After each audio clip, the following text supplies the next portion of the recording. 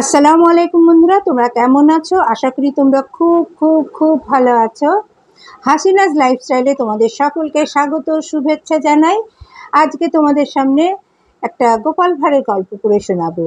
গল্পের নাম আধা আধি বখরা। গল্পের নাম আধা আধি বখরা। রাজা কৃষ্ণচন্দ্রের রাজসভায় সেদিন এক গোপন জরুরি পরামর্শ সভা বসেছিল। সভায় দ্বাররক্ষীদের রাজা নির্দেশ দিয়েছিলেন, যদি কেউ দেরি করে আসে তাকে ভেতরে ঢুকতে দেবে না, আমার হুকুম। গোপাল বাড়িতে খেয়ে দিয়ে পান চিবুতে চিবুতে সেদিন বেশ দেরি করেই এলো। রাজাদেশ অনুযায়ী প্রহরীরা দ্বার আগলে দাঁড়িয়ে রইল। গোপাল প্রহরীদের নানাভাবে ভেতরে ঢুকতে দিতে অনুরোধ জানালো। প্রহরীরাও ভীষণ মুশকিলে পড়ল। একদিকে রাজার কড়া হুকুম, অপরদিকে রাজার প্রিয়পাত্র গোপালের অনুরোধ।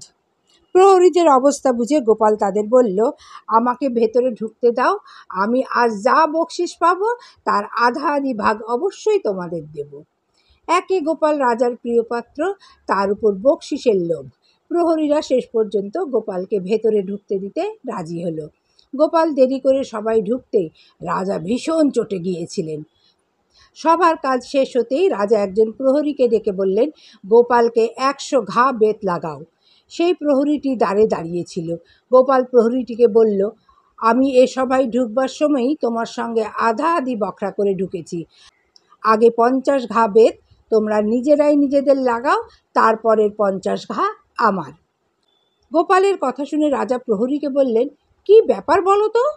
প্রহরীটি তখন রাজার কাছে আনুপূর্বিক ঘটনা বলল। গোপাল যে বকশিসের আধা আধি ভাগ দিতে চেয়েছিল সে কথাও সে বলল।